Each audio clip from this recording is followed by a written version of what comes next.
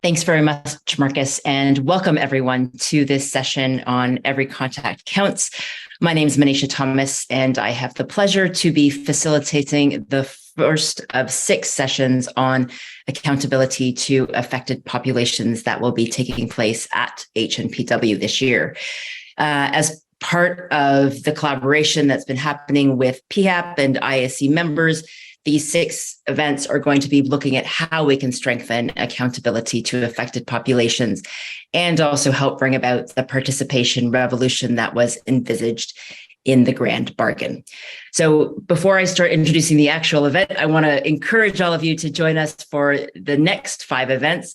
We have 4 more webinars this week and a hybrid event. This first one obviously is today on Every Contact Counts, intentional accountability through the program cycle. We have 2 sessions tomorrow, one at 10 a.m. Geneva time on AAP and humanitarian data responsibility. And tomorrow afternoon, we have one on leveraging social sciences for community engagement in humanitarian action at 2 o'clock. On Wednesday, we have our 4th session on empowering frontline staff to deliver accountable and locally driven humanitarian assistance. And Thursday this week, we have one at 1 o'clock on launch of the Accountability and Inclusion Help Desk. And then next Monday at 4 o'clock, we'll have our hybrid session on what should we change for greater accountability to people in crises. Coming back to today's session on Every Contact Counts, there is the risk that we've seen in many different contexts about accountability to affected populations often being unintentionally siloed. The result is that we often miss valuable opportunities to make every contact with affected populations count. So in this event, we're going to show how we can better leverage accountability to affected populations across the program cycle, as well as highlighting areas where we're still struggling to move AAP out of its silo.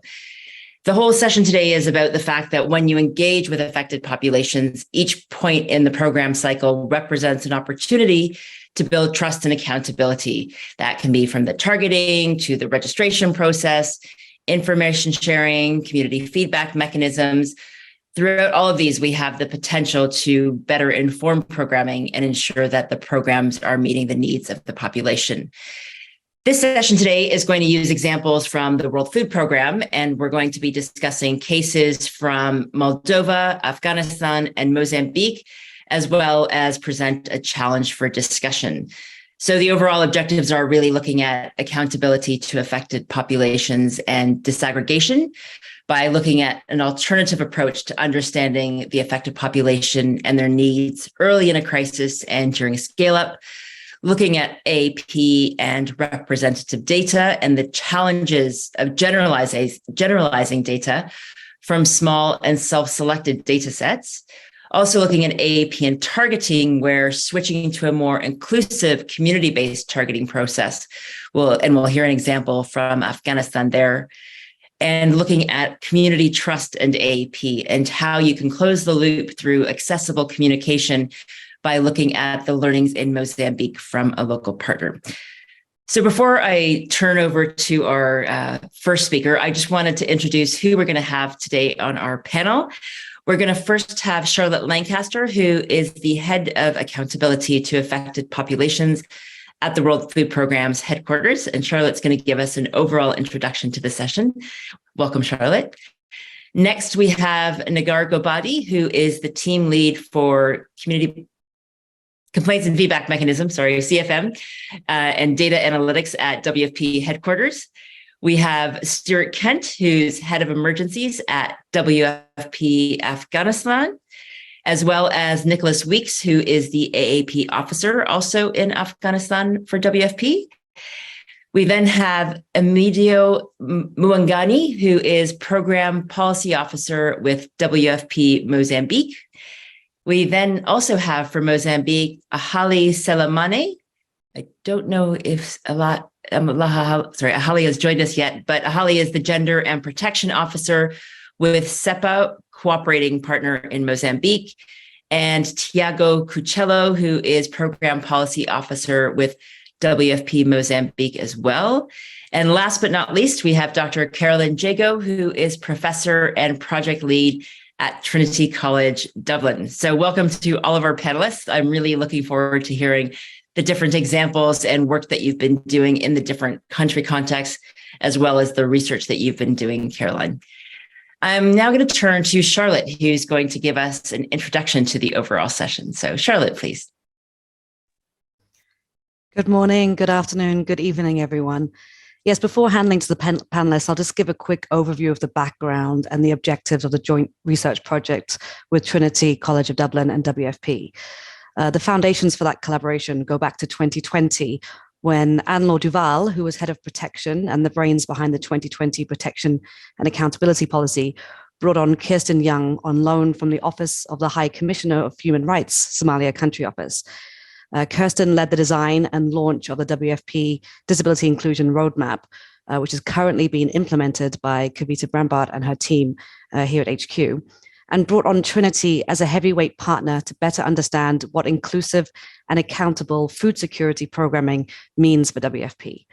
Working closely with Trinity researchers Caroline Jago and Claire O'Reilly, WFP and Trinity have engaged and are now sought after by a range of country officers from Sri Lanka to Central African Republic to build an evidence set that has helped shape thinking not only within WFP, but also the interagency space in three key areas.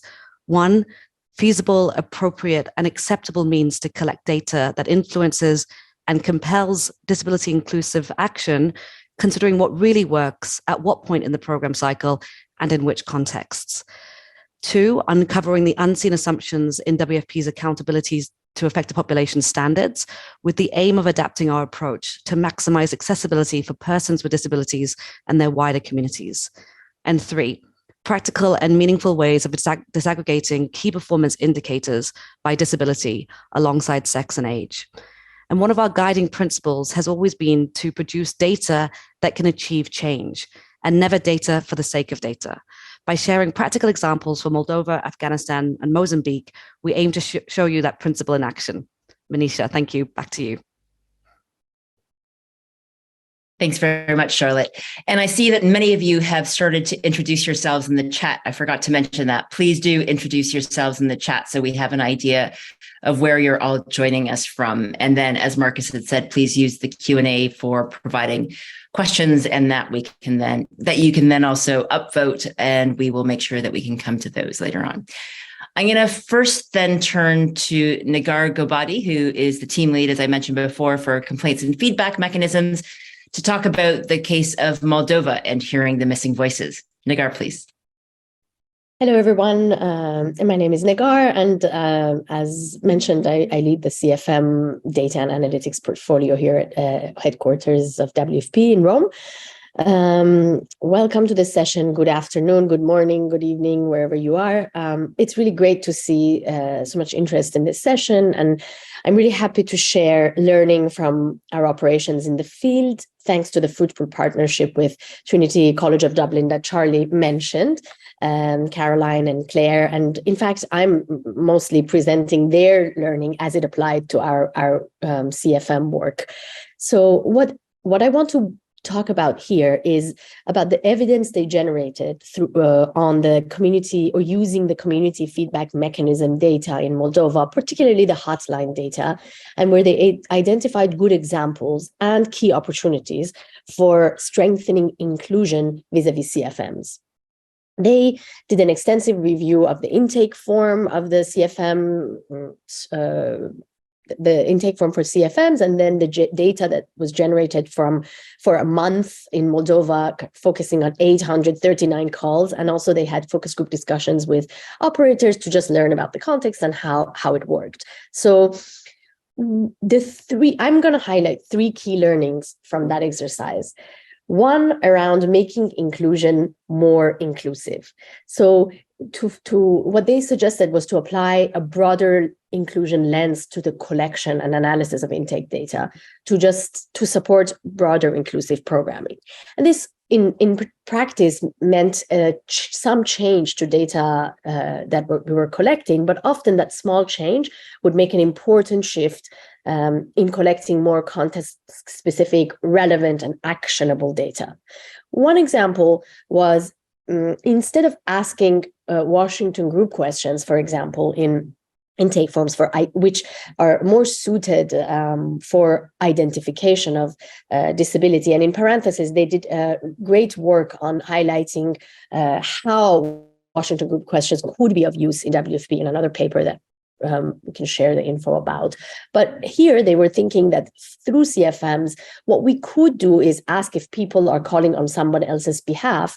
And this opens the door to look at more, a broader lens at what access barriers could be in a context, and then analyzing the reasons people say for why they contact on other people's behalf would help programming, shift and adjust to make itself to make WFP more accessible. So, for example, if women are hesitant to call, they could be thinking about female-only lines, or if they don't have two phones, if people don't have access to phones, they could be thinking of help desks and in-person feedback mechanisms at distributions, etc. Or if it is a disability-related issue, then we would have to consult organizations of persons with disability. In Moldova, it turned out that about 19% of calls were on behalf of someone else, and old age was one of the 4 main reasons for calling on someone's behalf. Sorry, this also and this links to the second tweak, and it was adding this simple question of how you heard about this line. How did you know that there was a hotline to contact? In Moldova, about 92% of calls were requests for information, which already signaled a big gap in information sharing, potentially. I mean, it was early emergency, but still, so to some extent it's expected, but if it highlighted a lot of room for improvement in providing key information for people to access services. And when this question was asked of how you heard about it, and then cross-tabbed and analyzed with age information, it was clear that the majority of people above 60, the main way they got information was through word of mouth, while the 35 to 60 group focused on websites and had access to internet, etc. So this was very informative in thinking through how you can more effectively share information with people, and how you can tailor specific strategies to ensure that every group has access to information. And one other detail that I think is really useful was when you have data and it's quick and you have to collect a lot of information, it is there's a tendency, and it is appropriate to have closed fields and make sure there's options and you choose one and you go. But in settings that are really evolving all the time, it's really helpful to add this other option where you allow for free text. And then periodically, if you see that other response is really increasing, it's a chance to look at it, highlight what trend could be, add to the options to make the data collection effective, but also kind of find out patterns that you might have missed. Which leads to their second feedback or learning, which was an opportunity for making more effective use of qualitative data that comes through feedback. As we all know, qualitative data remains generally underutilized, and perhaps partially due to the fact that the qualitative data analysis requires certain expertise and requires time, which usually is of limited supply in our setting. But they identified simple ways but effective ways to use qualitative data. For example, in Moldova, the operators collected direct quotes from callers. So when in the very early days of operation, where you where you don't have access to monitoring data, and it's not that widespread. CFMs offer a very good opportunity for getting real-time data from the field and perceptions or access barriers, identifying risks, etc., etc. So in Moldova, the qualitative data that was collected through verbatim or direct quotes that were collected by the operators, an analysis of that highlighted an interesting finding. So initially, the targeting was households that hosted 2 or more Ukrainian refugees were eligible for assistance. But after the analysis of the qualitative data, it was highlighted that the Moldovan older Moldovans who lived alone were themselves economically vulnerable, were only able to host just 1 refugees, and So after an analysis, the targeting criteria was actually adjusted to allow the vulnerable host to have 1 refugee also access assistance. And another side effect, but important impact of collecting these qualitative quotes and qualitative data was that the CFM operator morale improved, and as they got a better and more tangible sense of the impact of their work and the meaning of their work, which has long-lasting impact even in terms of retention and also the protection of these staffs that are talking to affected communities continuously. And the third and here final point, learning that came through was the strengthening the link between analysis and program considerations. And this is what Charlie ended with, essentially, not collecting data for data, but collecting data for action. So CFM data, could be a window to the community's perceptions, to identifying the risks, and thinking about how this data can be used beyond case management and referrals, which are absolutely important, but it would help to have like a strategic analysis of CFM data to identify opportunities to refine programming, design, targeting, implementation, etc. And prioritizing data collection towards this action really ensures that this feedback ultimately contributes to WFP accountability and program improvement. So one big learning was that we, as at least in particular in Moldova, but what we see across the globe is trying to provide better access, more accessible and more inclusive information to communities in order to first make sure they have access to information, but two, also to minimize the number of calls that you get through CFM that ask for information that can be provided in different ways, opening the lines for capturing more sensitive data, important, potential sexual exploitation and abuse, gender-based violence, sensitive, risk-related, cases like that, to be able to receive them and rapidly address them. And it is the learning was, it was really important to look at the data trends over time and disaggregate them by relevant demographic factors to identify early signals as to which groups might be facing barriers to accessing assistance, and then enabling responsive actions to target the most at risk of exclusion, including persons with disabilities. So, And as I said, in Moldova, 92% of those analyzed calls were requests for information, and of which 70% were specifically about registration processes. And looking at the fact that older people had different ways of receiving information, and were not able to access as asking somebody else to access for us, it kind of highlighted an important way to how look at the information provision strategies and making sure that they are able to access information and access CFMs, but also more broadly WFP programs. So with that, I will stop to see if you have any questions, or I don't know if we're waiting for questions at the end, but I hand over to Manisha for that. Thank you very much. Thanks, Nagar. Actually, there are a couple of questions, so maybe I'll just ask a couple because they're very directly linked to you. And one is also just to clarify for people who may not know, if you could just quickly explain what the Washington Group questions are, because I don't know if everybody will know them. And there was a comment in the chat about how we need to be careful about acronyms and things that not everyone may be familiar with.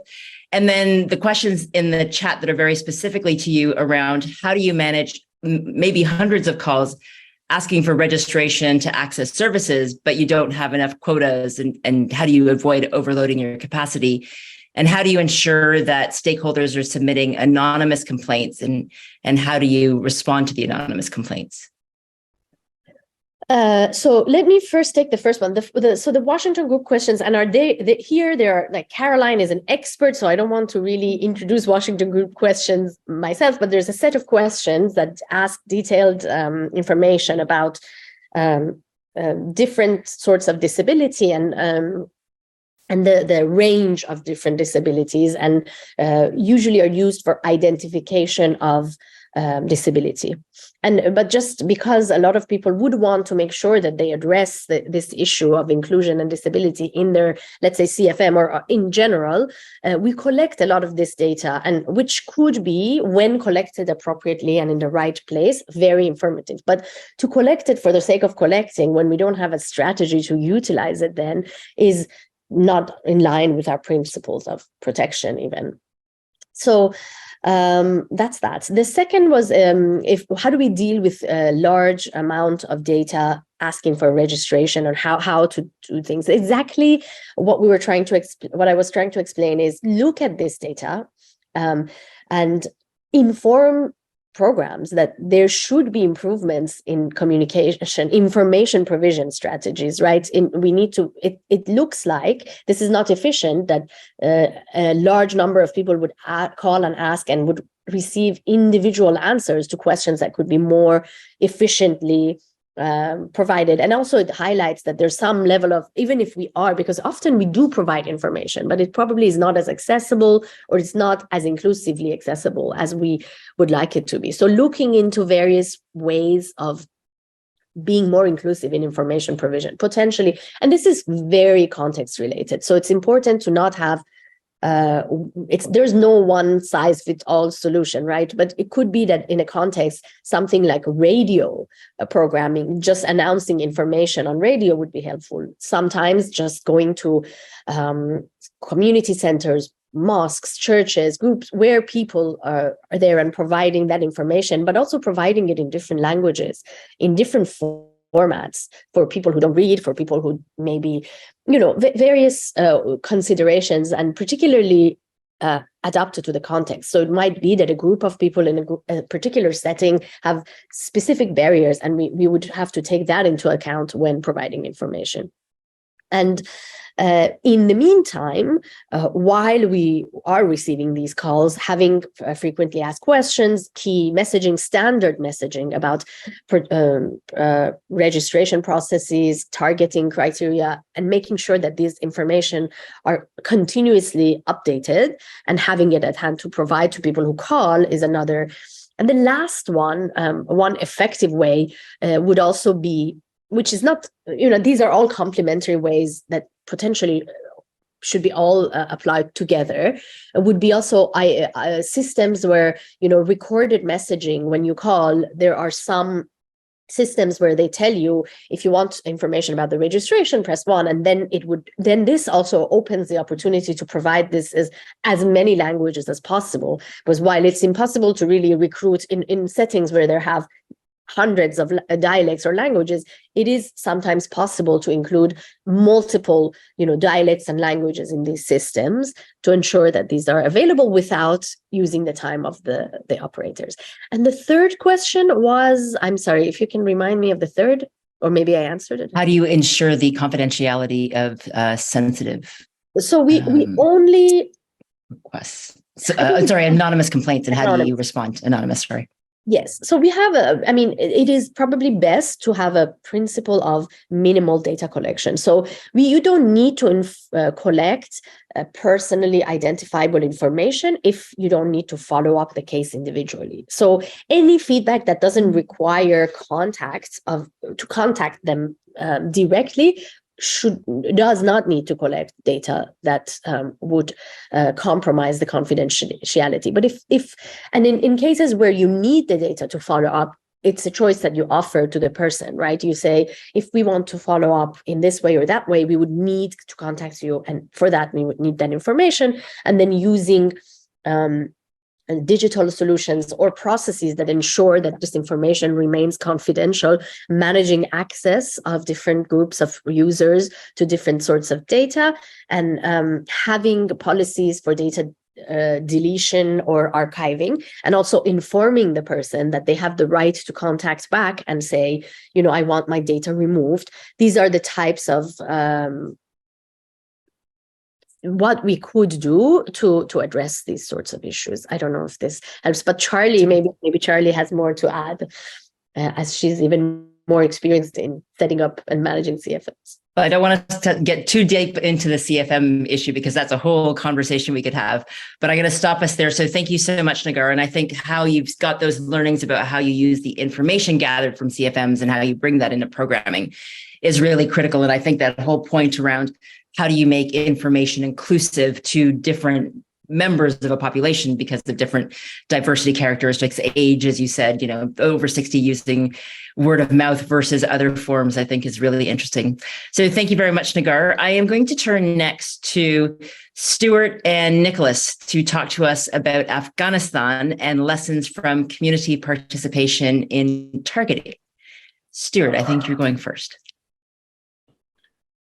Great, yes, thanks, Manisha. So Afghanistan, obviously a very difficult context to be talking about participation and inclusivity, particularly after the events of the last weeks and the last months. So we know that in Afghanistan, key groups, women and girls in particular, are already particularly constrained in terms of daily life, let alone decision-making. That said, Nick and I were here to share some learning and some thinking about how we've looked to make decisions around targeting SWP Afghanistan more inclusive as we continue to navigate some pretty difficult waters and dilemmas here in Afghanistan. Thanks, Stu. So AAP is core to targeting. Who receives humanitarian assistance, why they are selected, and how those decisions are made are some of the most important questions and decisions that will determine how accountable our humanitarian programming is to affected populations. Targeting is always an inherently social process. No matter what the statisticians say, there is never one right answer. And there is often a degree of misalignment between objectives and values of humanitarian actors and those of the communities we serve. For example, in Afghanistan, WFP and humanitarian actors oftentimes apply a more utilitarian, efficiency-driven logic that's focused on equity versus communities who oftentimes have a more universalist logic that's focused on equality, something for everyone. In most humanitarian environments, including Afghanistan, needs are far greater than the resources we have to meet them. This creates difficult decisions and trade-offs. One of the key trade-offs and balances that we need to find is between scale and severity, helping the most people in need versus helping the people most in need. So regardless of how much we rely on objective seeming data, who ultimately receives assistance reflects the objectives, values, constraints, and relative power of people involved in that decision-making process. Hence the AAP focus in Afghanistan on how to make some of those decisions around targeting a bit more inclusive and a bit more representative. Again, recognizing what Stu said, that this is a very difficult environment and we don't believe that we've cracked it yet. We're not here to present a best practice. So over to Stu for some of the Afghan specific learning. Thanks, Nick. So I'll tell a short story about our last 18, 19 months. After the collapse of the government in sort of mid to late 2021, in WFP, we faced two primary challenges to our targeting. One was the already deeply entrenched marginalization of a number of different groups in vulnerable situations, particularly women and girls, but also a tapestry of ethnic and religious minorities across the country. And just a very complex environment as you move down from the national to provincial and district level in terms of governance structures and local setups. The second key challenge we faced was the need for scale and speed. So there was an expectation, a need, a huge drive to massively expand the program to meet the humanitarian needs on the ground. So the question was, how do we achieve effective targeting nationwide and quick enough to save lives? We needed to do this in 34 provinces, over 400 districts, and eventually, at the height of our scale up that first winter, working in nearly 45,000 different communities. So just a word on the baseline in 2021. In terms of targeting itself, there's two key questions we always have to answer. Where and who? So you can see we have just a basic slide here of the targeting process. The first is the geographical question. Where should our assistance be going? Flowing down from a national level to a provincial level and a district level. For this, we build a lot on the IPC, the integrated phase classification, and other measures of food assessment and food insecurity to define relative vulnerability levels between different provinces, different districts. It is a more quantitative exercise. It is certainly more WFP and partner-led. Then we need to answer the question of who. So who should receive this food assistance that is now allocated for a particular district? In 2021, to move fast, we built from our existing practice and we engaged a set of stakeholders that we were used to working with, that our partners were used to working with.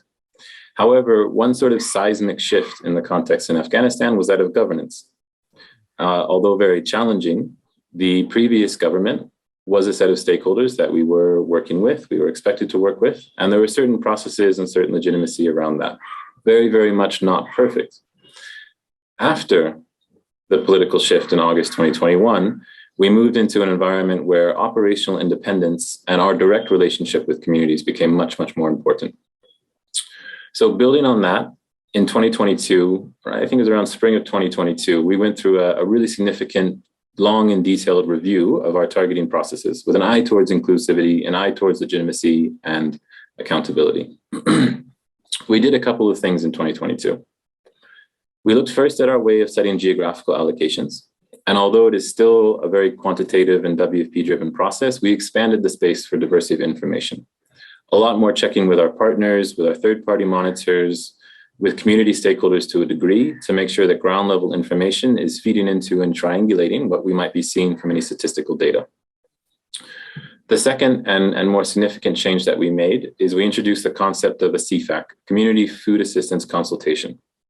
So we were looking to formalize, to make more visible, to make more transparent with whom we were working with. Keeping in mind what Nick mentioned, that targeting is an inherently social process. There is no way to avoid and ignore power relations. They have to be understood, they have to be balanced. So these CFACs, we use them to broaden the decision-making across different circles of stakeholders. We also use them to create checks and balances to engage with power rather than ignore it. We also use these CFACs together with the rest of our operational setup, so our cooperating partners, our third-party monitors, to play to the strengths of each. So community stakeholders, they could be religious figures, they could be tribal figures, elders, they could be significant community leaders who are associated with service delivery in the education or the health sector. Formulating a consultative enough group that we can have a conversation with them about who is the most vulnerable in the community. That leads us to initial identification. From there, we have our cooperating partners and our third-party monitors who verify and spot check those initial suggestions against a list of 13 criteria that we formulated and we know statistically are correlated with experiences of hunger. A few other things that we adapted, just as interesting points. One of the things we tried to put in place was a 0.5% surplus at a provincial level. So that means that 0.5%, it doesn't sound like much, but it's large numbers in the end. 0.5% of WFP's allocated food assistance to a province is to be withheld, i.e. not directly targeted, not directly allocated, in order to provide us with the flexibility to service appeals and people we may have missed, strengthening our connection to the community feedback mechanism. That is still a work in progress. And an interesting point here is that in an organization like WFP, that in our DNA, we are fundamentally built to procure food, move food, distribute food.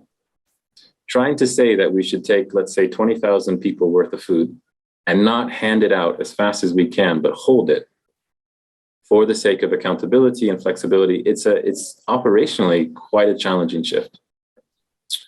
So all said and done, adopting this new approach, we've trained 2,400 WFP and partner staff on this approach in general to community-based targeting. We formed over 6,000 consultative groups across Afghanistan that include more than 4,000 women and more than 2,000 persons with disability. Obviously, a huge amount of complexity underneath that.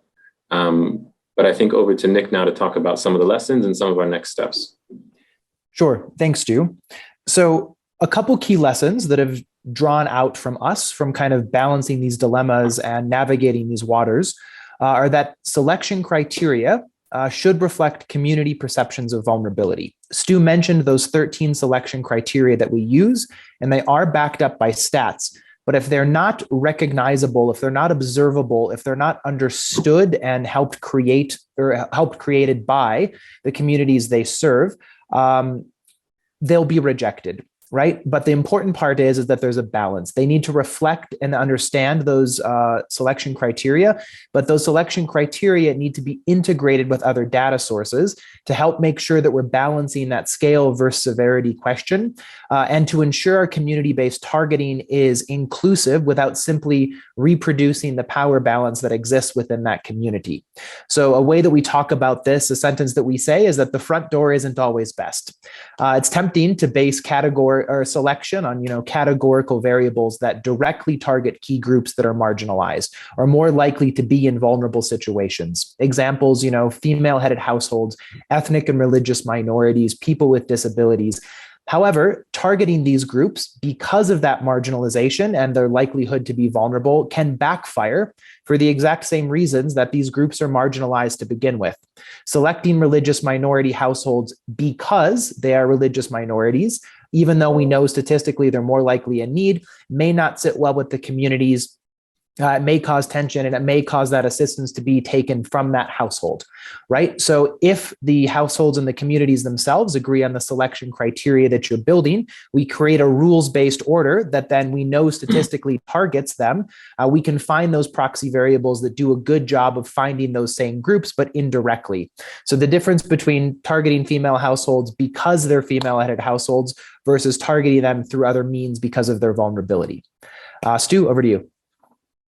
Yeah, so another point in our discussions, another key takeaway for us is that community-based targeting and all targeting really, it is about managing conflict. It is fundamentally impossible to combine individual level preferences about inclusion or exclusion into an aggregate decision or an aggregate outcome without downsides. It is the nature of democratic systems, even at their best. We cannot avoid power dynamics. Ignoring them, it can remove our ability to navigate them. And a very simple, straightforward example, when a partner of WFP or WFP itself drives up to a village, there will be a number of stakeholders who come out to meet that car. It may be the mullah, it may be a tribal elder, it may be a representative of the de facto government. All of those are potential gatekeepers, they are potential power holders, they have their own biases, they have their own constituencies. What we need to be able to do in the best case is to understand that and balance those power relations to try and predictably reach an outcome that's aligned both with our humanitarian objectives and, as Nick mentioned, the community perceptions of what is a legitimate process or legitimate outcome. And those may not line up one-to-one in all cases. We need to find a middle ground where both are acceptable. This is something that we're not there yet as a humanitarian community. That skill set, ability to balance power relations at a community level, we as WFP, we rely fundamentally on our cooperating partners for this. We need to learn more, we need to understand it more, and it's something that we need to make a lot more progress on, I think, if we want to see this inclusion, see this accountability really happen at ground level. Thanks, Stu. And then the last kind of learning point that we wanted to draw out comes directly from the formation of those CFACs, those community food assistance consultations. What we are essentially doing by forming CFACs is we are creating temporary decision-making bodies and temporary local level institutions. And when you create a short-term institution, it creates an incentive structure towards short-term incentives and short-term decision-making.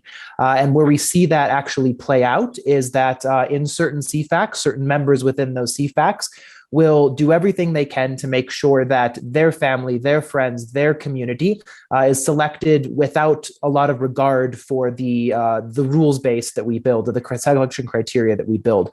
So one key point of learning that we're starting to dabble with, and we hope to improve in the future, is to, through their membership, link these CFAC committees to longer standing institutions that have some level of channels of accountability with local populations. So be they community elders, be they mullahs, by linking them to existing accountability structures within communities, however imperfect they may be, it extends the kind of decision-making horizon and changes that incentive structure. And we notice that we have a better likelihood, a higher likelihood that the decisions that group is going to make is going to be more in line with the objectives that we set collectively and the objectives that WFP is in pursuit of.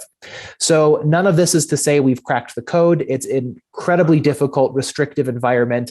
But it's important to be able to talk about and think about how to navigate those waters from an accountability perspective, because difficult contexts aren't going away. So thanks very much for your time. Thank you very much, Stuart and Nicholas. And I think the fact that you are working in an incredibly complex environment, particularly given the recent sort of ban on Afghan nationals working for NGOs, but also now apparently for the UN, that further complicates, imagine, the ability to get that inclusion, particularly of women.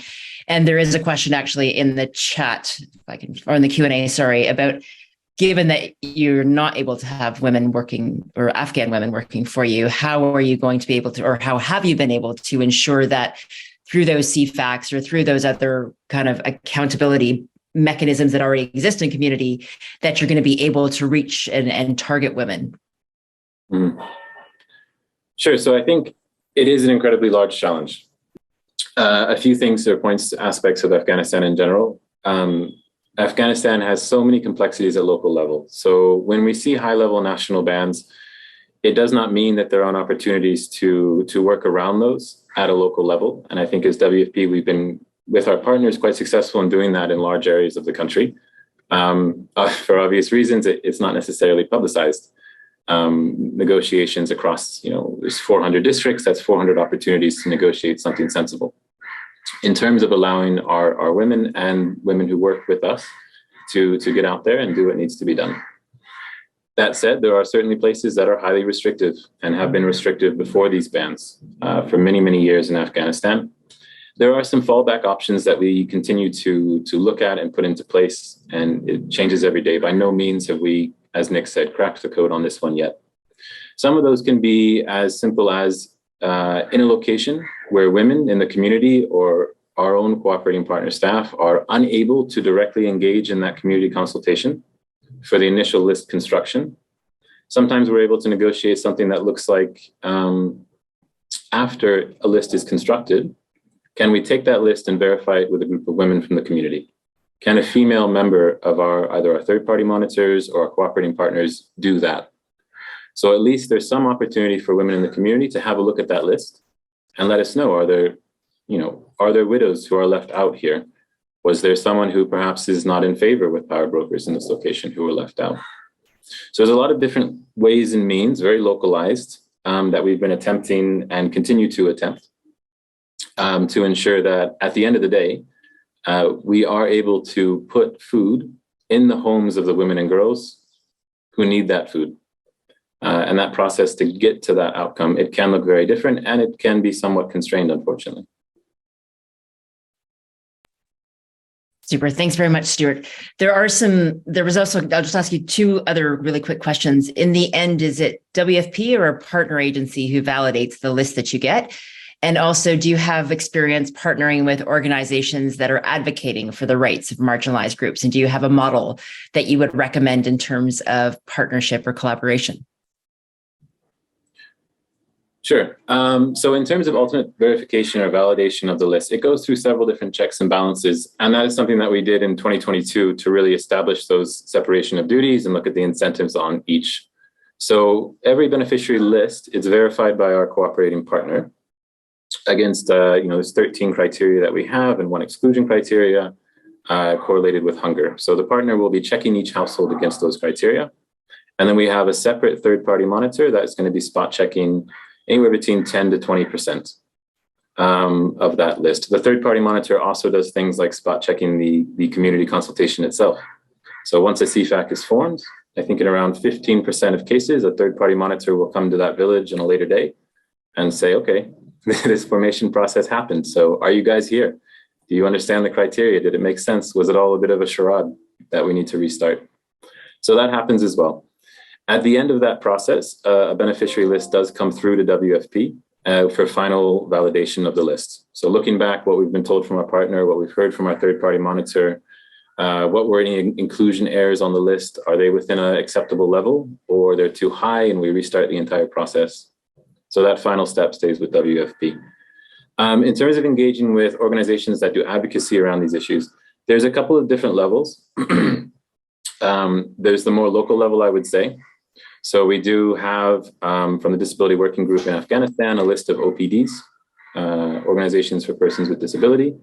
And it is, to be entirely honest and upfront, is a very difficult context for local civil society right now in Afghanistan.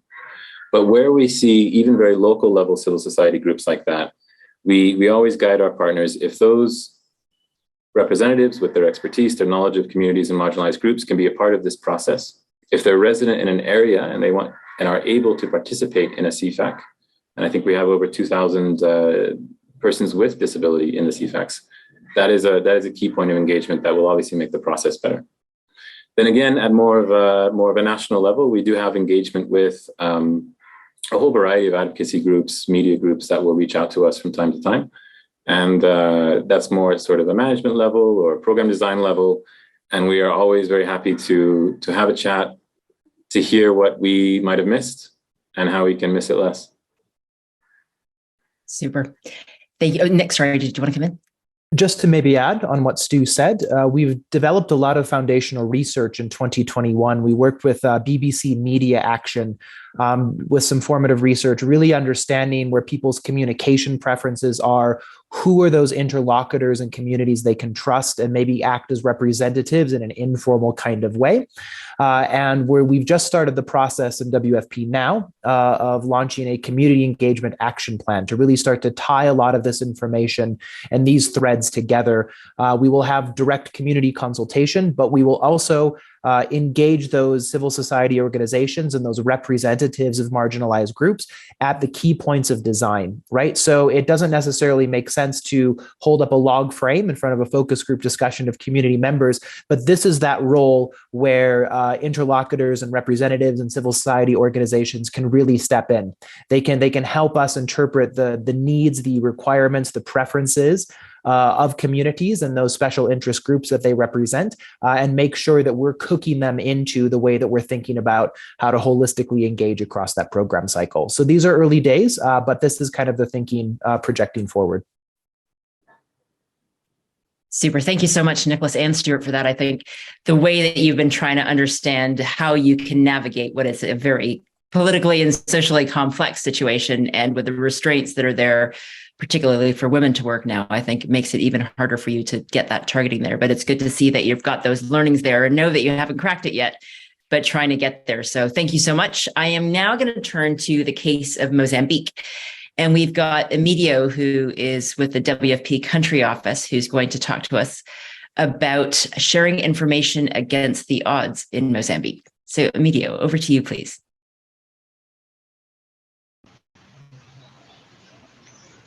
Thank you, Monisha.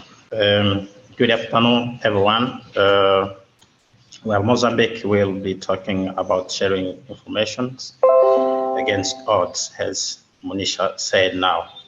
Well, as you know, or you might have heard about, the Cabo Delgado is located north part of Mozambique, and it's now suffering the attack from non-armed groups since 2017, resulting in displacement of more than 800 million people.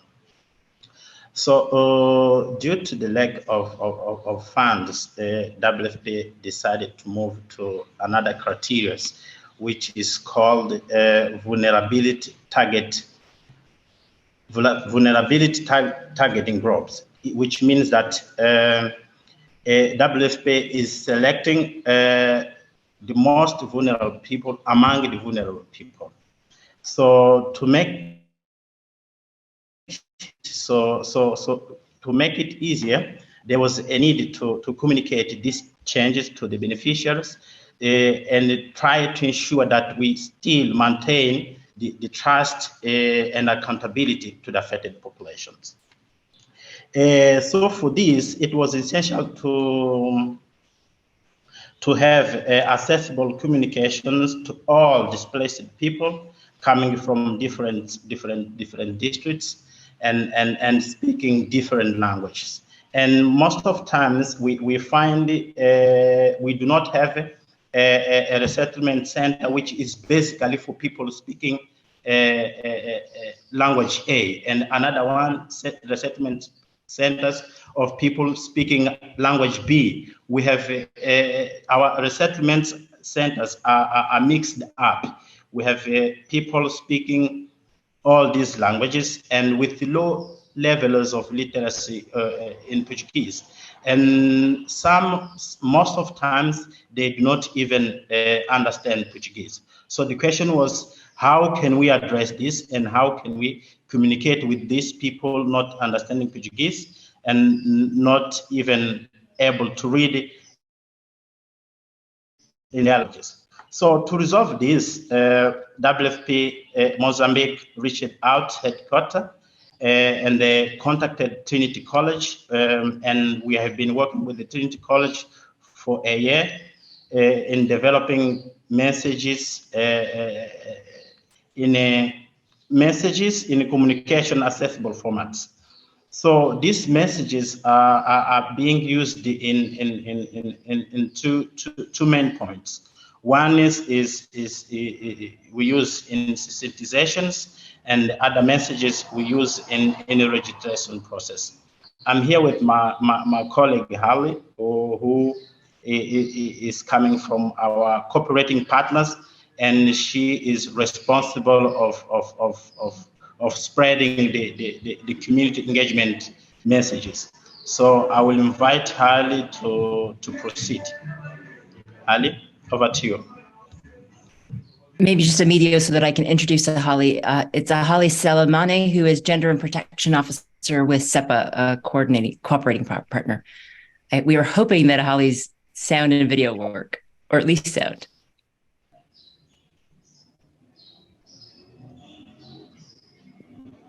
Ahali, could you unmute yourself?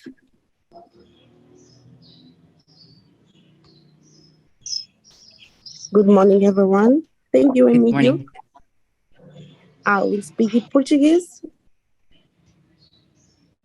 It's not a problem for everyone.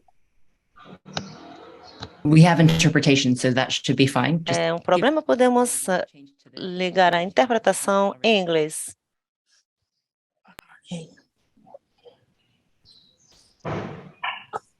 Okay. Para SEPA, né? For SEPA, o material da Trinity College está servindo muito bem. I have to say that the material that was sent by Trinity College has been very useful. It has been very well received by community leaders. And it has contributed to helping the affected populations who are the survivors as well. Using printed material is very accessible, and this is helpful for the beneficiaries themselves.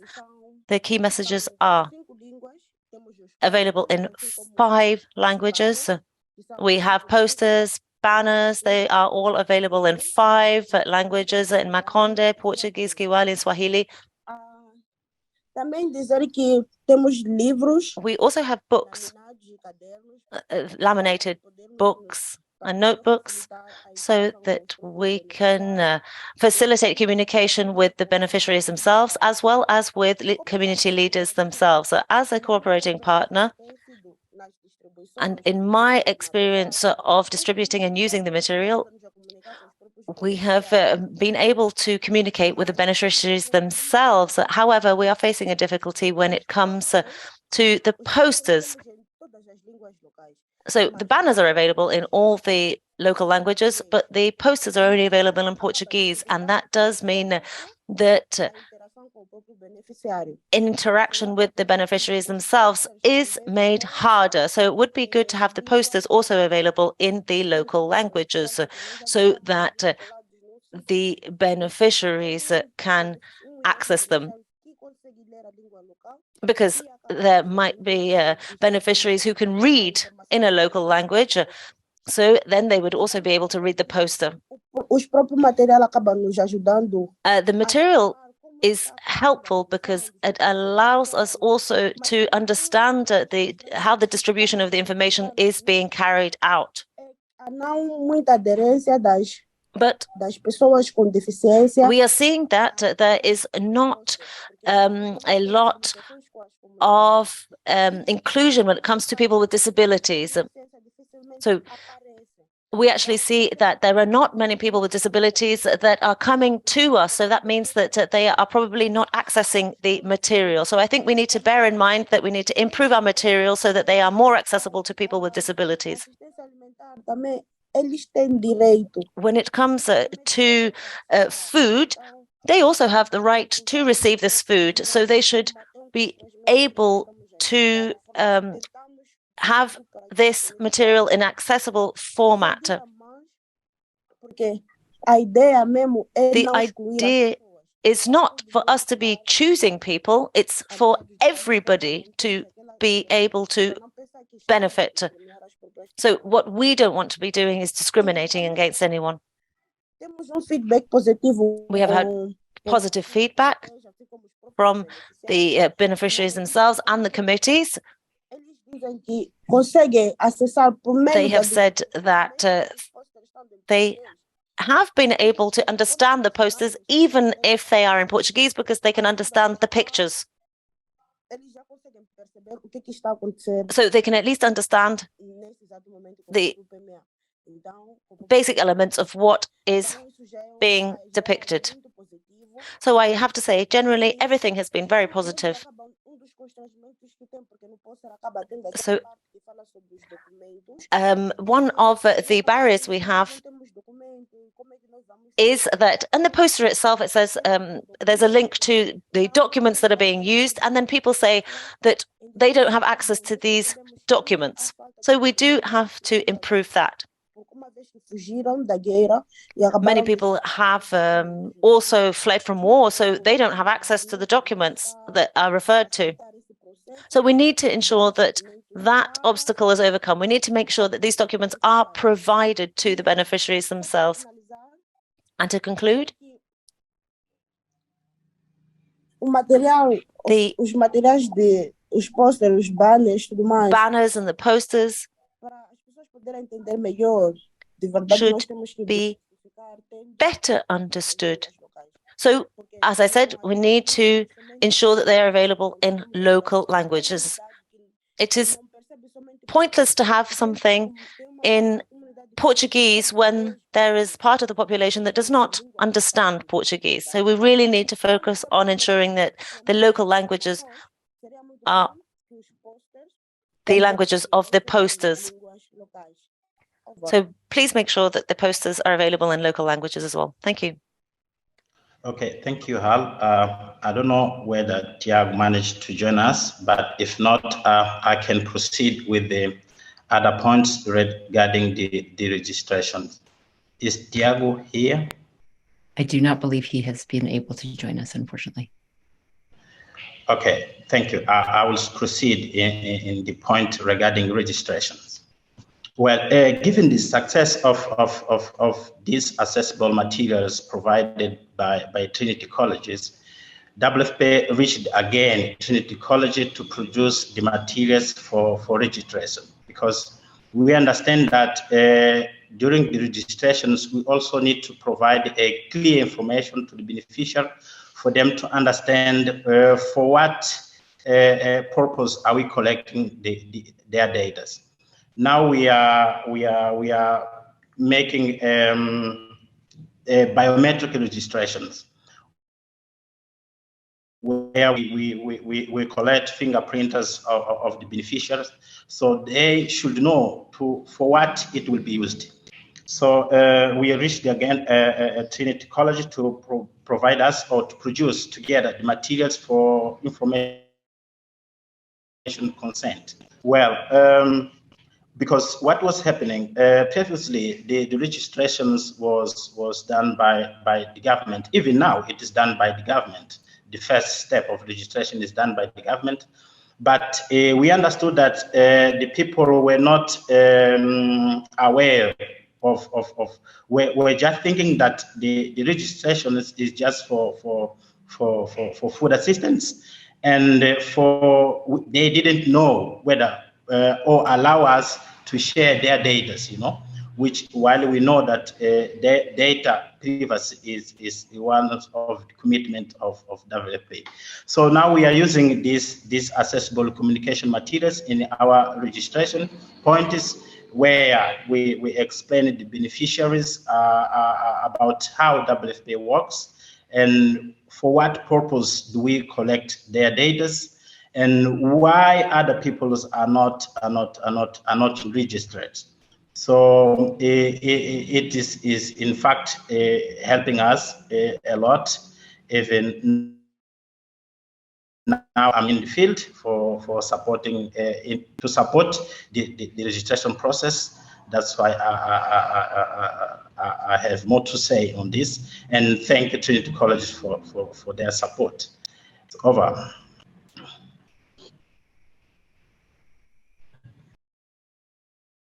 Thank you so much, Emilio and Holly, for that. I think the fact that you really, the collaboration with Trinity College to develop those messages to really help ensure that the population understands what's happening and the different messaging is really critical. Although, as Holly, you pointed out, there's that lack of local languages, which is so key in there. Maybe just in terms of kind of how you're working on those kind of the messaging and how we're doing it. Somebody was asking in the Q&A about whether you were able to conduct a literacy survey to everybody to see if people understood what's written, even if they're translated in. Oh, sorry, I lost my question. It just went away. I guess somebody answered that. Sorry, I'll leave that one there. Sorry, I clicked on it to say that I would answer it live. Oh, sorry. Do you want me to hop in? Or yes, please. Then Caroline, please do. Could disappear. Sorry. So the question was whether we had conducted a literacy survey to see if people could understand the languages that it was written in. So it's important to know that I think there is that gap. I think although the posters have been produced in or have been translated into the local languages, I think there has been a delay in getting them printed in the field office area, because all the other materials are available in the 5 local languages as Harley was specifying. There wasn't a literacy survey done because the materials that were co-developed with WFP field office staff initially are based on evidence-based principles for persons with communication disabilities. So people who have very significant barriers to accessing language-based materials, whether it be written or spoken. So this is the group who is most at risk of not getting information. And our idea was and what we observed and had feedback from cooperating partners is that this material was also accessible and acceptable to women with lower literacy rates, to persons who, had maybe minimal literacy, but were able to identify some of the keywords and supported by the images. So the design is specifically based on evidence-based principles for people who have significant barriers to accessing language-based materials. Having said that, it remains really critical that the information is in local languages, because people, even with limited literacy or with very significant communication barriers, can often still identify some keywords in their local language. it also means that it feels more grounded in the context. So we did have some community members feedback to my colleague, Claire O'Reilly, that this was the first time that they had seen materials written in their own language. And the message of that inclusion and that this information is for you was very powerful. So I hope that answers that question. It does. Thanks so much, Caroline. Yeah, Emilio or Ahalia, did you want to come in?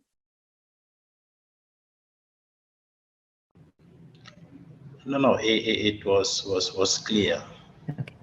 Wonderful. Yeah. Thank you again, Emilio and Ahali. And let me just then turn to you, Caroline, who you're going to talk a little bit more of the work that Trinity has been doing with that. But before I turn to you, could I just encourage other panelists? There are a number of questions that are quite specific for Afghanistan or the CFMs. If you could answer those, just type an answer, that would be brilliant, because we won't have time to get through the 20 plus questions that are in the Q&A. So thank you in advance, Stuart, Nicholas, Charlotte, and Nagar for doing that. And Emilio and Ahali, if you can, while I turn to you, Caroline, please. Thank you, Manisha, and hello, colleagues. The voices and the stories of affected populations are obviously at the heart of AAP processes. And in this session, we've already heard examples about how those processes might be made more inclusive, as well as the challenges that exist. So in this short piece that we've got left, I'd like to build on that theme of every contact counts when engaging with affected populations, and specifically talk about how respecting community voice as qualitative data might contribute to accountability. And Nagar already mentioned right at the beginning that qualitative data remains underutilized and that there are challenges in using this data.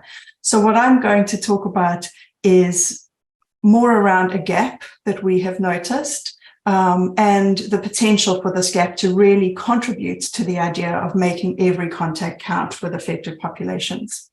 So that brings me to a basic analogy, and if my slide could go up just so people can visualize that, it would be useful. Thank you. So the image that is on this slide shows a multitude of curved lines with a blue-gray shading. When viewed together, we interpret it as a meaningful pattern representing waves of the ocean. So the voices from communities could be seen as the lines. These are multiple voices and perspectives that converge on some issues and diverge on others. And Stuart was mentioning how at an individual level, we can never respond to everything because there are divergences, there are power differentials, for example. If we take a step back, we interpret these lines as a whole, then we're able to notice this meaningful pattern. It doesn't mean that we're responding to every, or we're taking account of every single line, but we are looking at the pattern as a whole.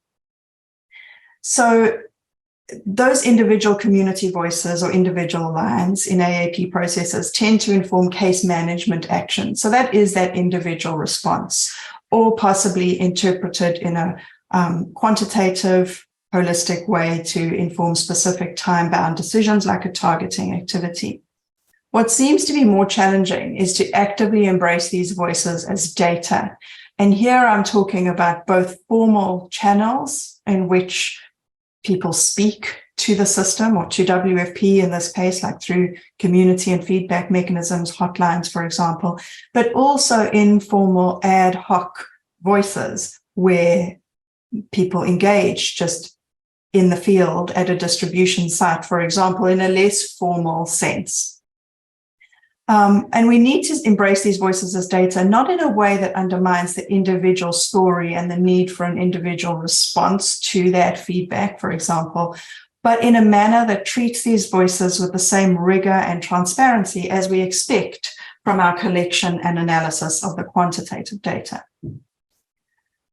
Because when affected persons share their feedback or experiences with the system, or WFP in this case, either through those formal or informal channels, they expect to be heard. They expect a response, an acknowledgement of some sort.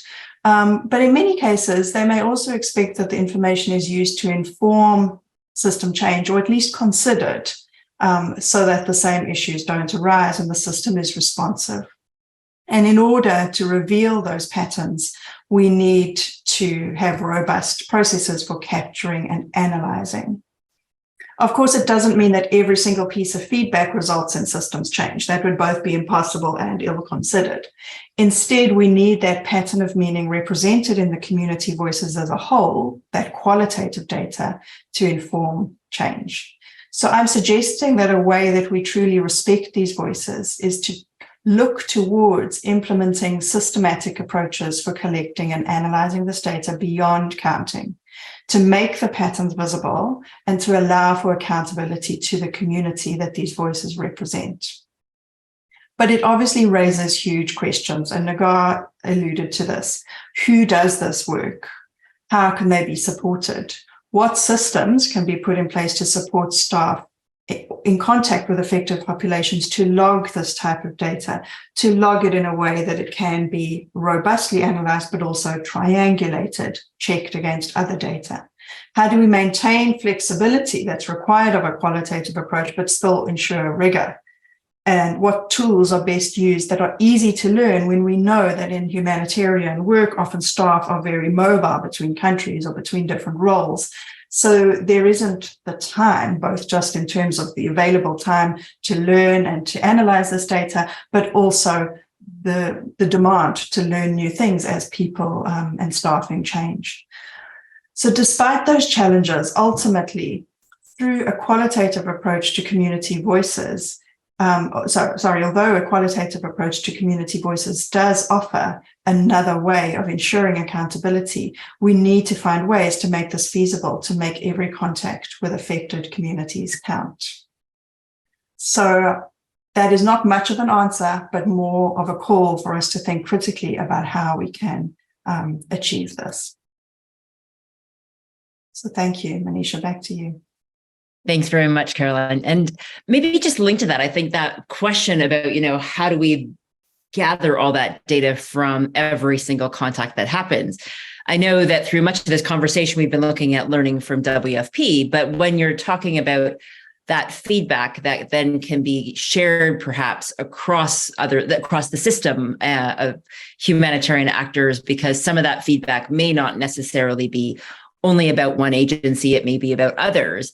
What would you think could be some potential ways of having those sort of tools and systems in place to collect that qualitative data, that feedback that comes at different stages? Is that something that we should be looking at in a more interagency perspective, perhaps? Or is it each agency would develop their own tools, which then potentially comes back to that risk of the siloing that we mentioned at the beginning of this section? I think there needs to be interoperability between these systems so that people can give feedback or make a comment and we know that it's engaging. It's a big ask, and yet in some contexts that's happening maybe in specific formats of community feedback mechanisms. So just to mention Mozambique again, and I'm sure people, attendees and other panelists have examples, but Mozambique has a shared hotline as part of the CFM, so that's across different agencies, and that's one way. I think there's other steps that we need to take of lodging these less formal contacts or feedback or community engagement moments where we don't obviously already have a staff who's doing that. So hotlines already have the operators who are capturing this data, and we can support and equip them, like the example from Moldova that Nagar spoke about, to capture direct quotes. But capturing these other elements is more challenging. But I think if we start from what you're outlining as important as intra-agency, and when we develop these, we're thinking inter-agency from the beginning so that people can affected populations are seeing a humanitarian actor and looking for support. They're not necessarily looking at exactly which agency is there. They're looking for help in that moment, right? Super. Thank you so much, Caroline. And thank you to all our panelists. I'm going to ask the panel, and I'll let you decide who wants to answer these, because there's a few general questions. And again, there's some very specific ones around CFMs or Afghanistan that I would encourage panelists to also answer, to type answers. That would be great. One question was, how does WFP see opportunities to transfer the learnings that we've been talking about from Mozambique, Moldova, and Afghanistan to other program contexts? And what considerations do program teams need to make when adapting findings to new contexts? And the second question I'll ask for now is, how is sort of complaints and feedback mechanism data shared across other partners in a response? And when the trends are analyzed and was data from other partners also reviewed so that you'd have joint recommendations sort of outside of WFP? They're quite broad questions. I don't know who might want to take those. Perhaps I can jump in on that first question, and I'll leave the second one to Nagar. So the learning, obviously capturing the learning is really important.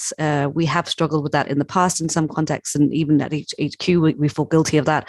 But being able to capture that and document our learning is the first hurdle, and then sharing the data and that learning with others. So we can do that through multiple channels at the country office level, regional bureau level, and also through HQ, whether that's through online webinars, community of practices where we can engage in a much more practical sense to ask questions and provide answers and learn and share learnings.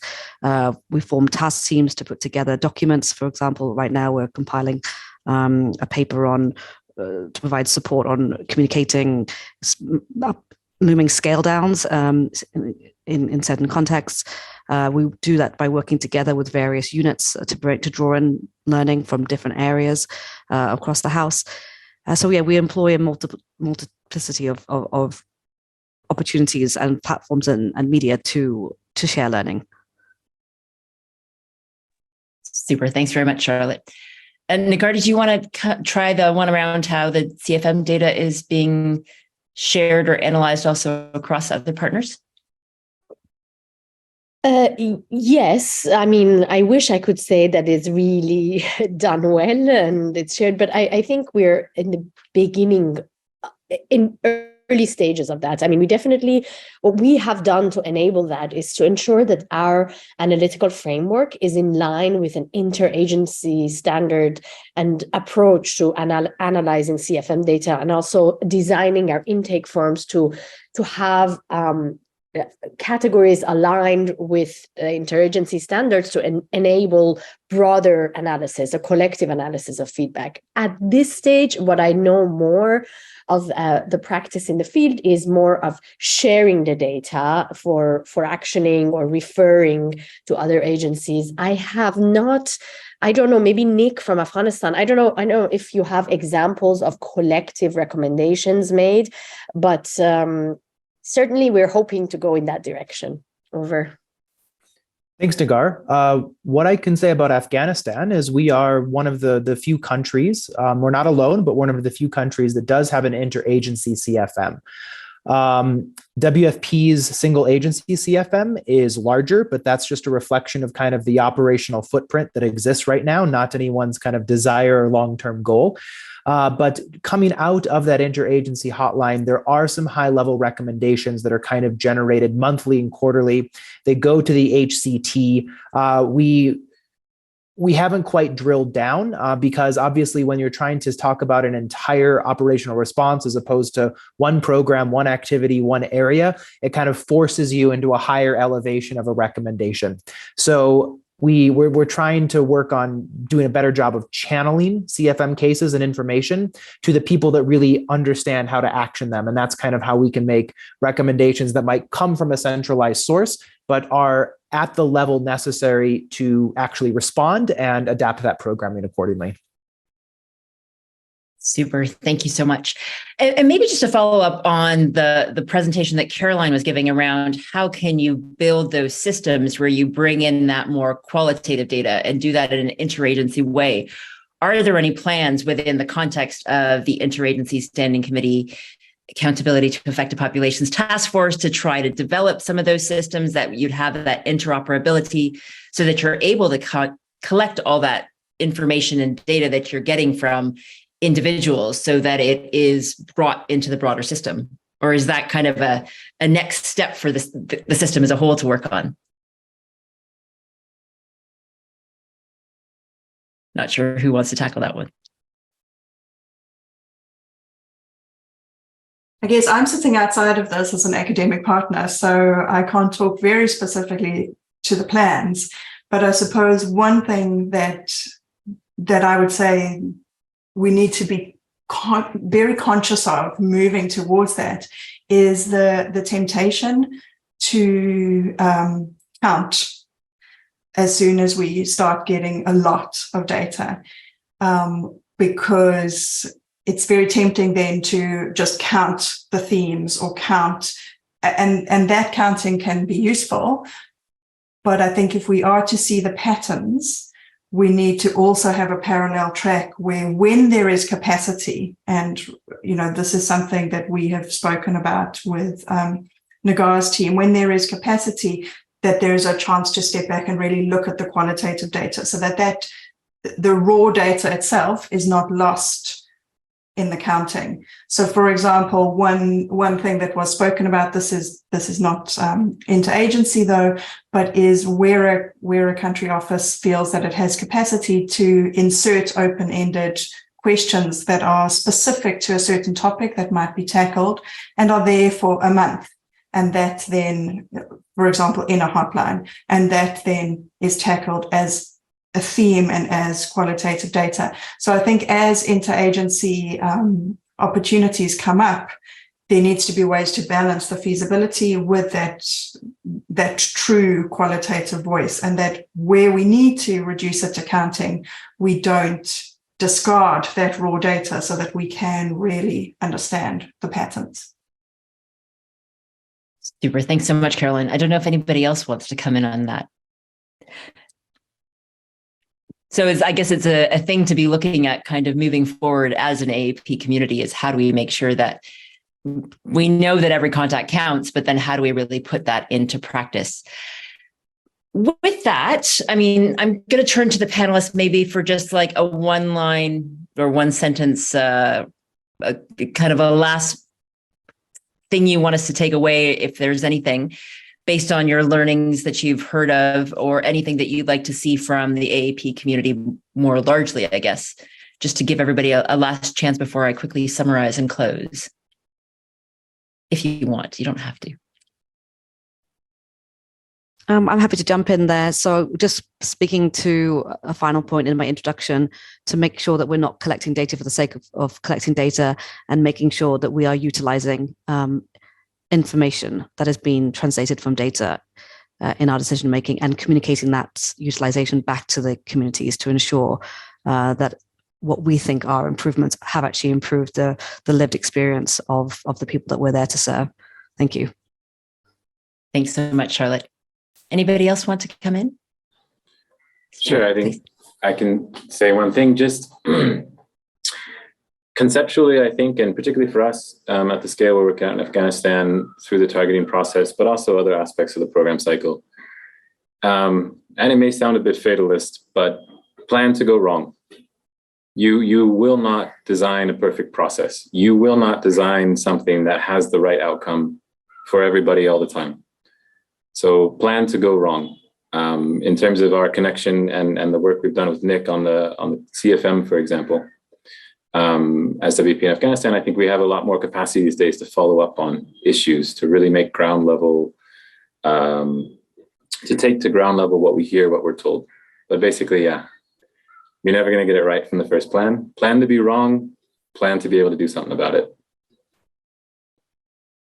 Super. Thanks, Stuart. And I think that's really important that we also learn from those times when it doesn't work. I think we can learn as much from things that don't work well as we can from things that do work well.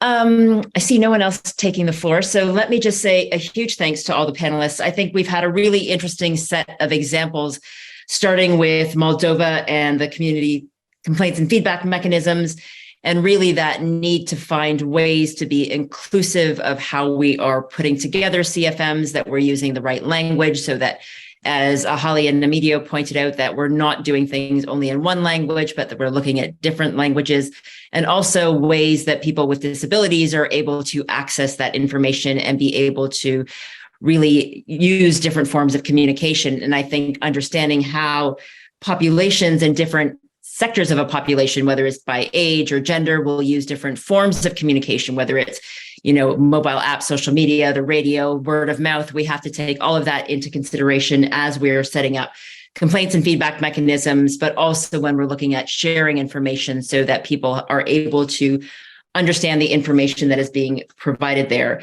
In Afghanistan, with the idea of really trying to target, looking at different ways to be able to target and ensure that different parts of a population are being able to really access and contribute to the way that targeting decisions are being taken, and having those checks and balances in place to make sure that people aren't being missed out in a context where it's particularly difficult for women and girls to protect, and ethnic minorities and religious minorities to be able to come forward in different groups. So really thinking about also how our targeting is not putting people at further risks. So really looking at different ways of ensuring that we're not losing any of the opportunities to really make sure that we are providing that protection while providing assistance at the same time.